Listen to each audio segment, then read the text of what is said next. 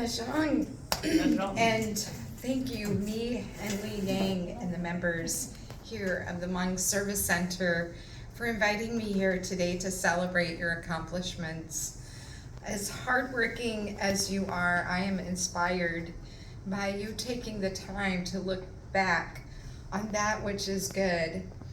I personally sometimes struggle to celebrate, and sometimes I don't stop to review the success of our labors. And so I appreciate us being able to come together and look back on those successes. We're here to celebrate the accomplishments of the Hmong Service Center, its members, the event staff, and the team pageant court. Congratulations on your wins. The other celebration, which is exciting, is that first place victory of the Hmong soccer tournament, which happened over Labor Day, as was said. You know, Hmong Americans have lived and worked here in Oshkosh, Wisconsin for over 45 years. And you have greatly contributed to the city's rich history, culture, economy, and public service. And in addition, this building here in the city of Oshkosh has had so much hard work put into it and added to our vibrant downtown. And it really warms my heart that it is here in downtown. I live just a few blocks away, and we have so much to offer. The Hmong Service Center has shared with us too that there are approximately 2,000 Hmong people living in Winnebago County, with the Oshkosh Area School District also reporting that approximately 377 students that speak the Hmong language here in Oshkosh. So this year, I have the honor as mayor of proclaiming the first Hmong Heritage Month recognition by the city of Oshkosh. I believe it should have happened much sooner, but I'm certainly proud of me and Lee Yang and all that they have built alongside with all of you as members. This year also, I'm proud that our family, so we had this old fence in our backyard. It was kind of mangled up and metal, and we had a new family, a Hmong family that moved into the house right behind us. And sometimes the kids, they were playing ball in the back and the ball would come over the fence, and I was worried that they would get hurt trying to maybe get the ball. And so we just decided we're gonna take the fence down. And so now I get a little chills about this. It's a young family, and that has opened up so many conversations for us to have with the young parents. And she's a pharmacist and he works for law enforcement.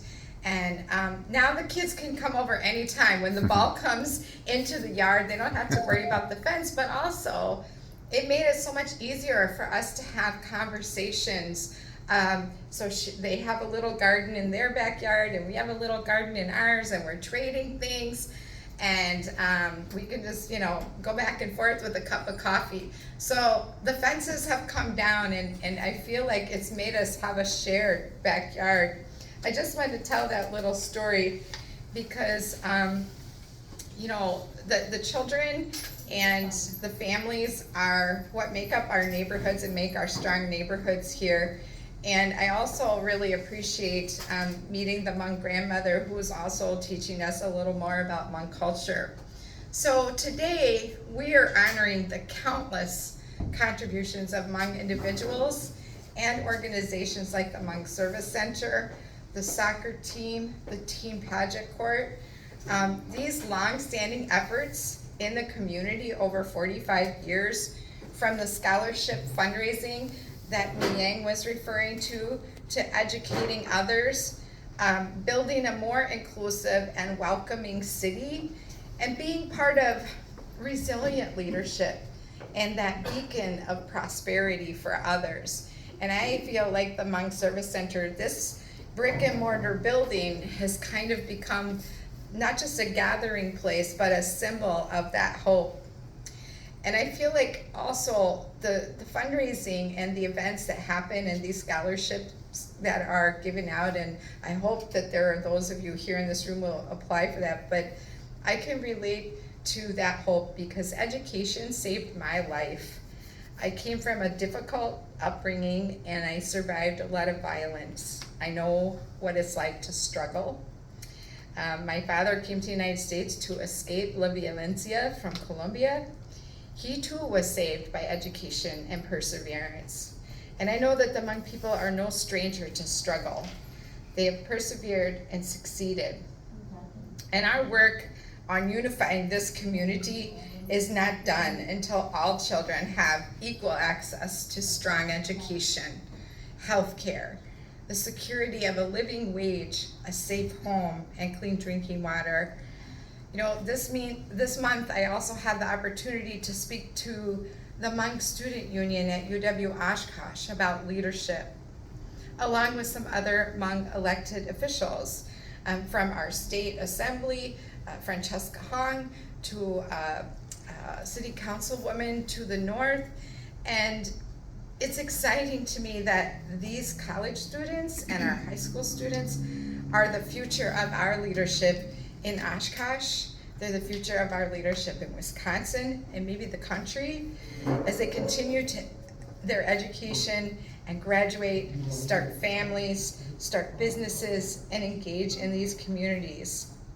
I look forward to one day voting for one of these students as my leader, for they are our future and we have a shared story of community. Thank you.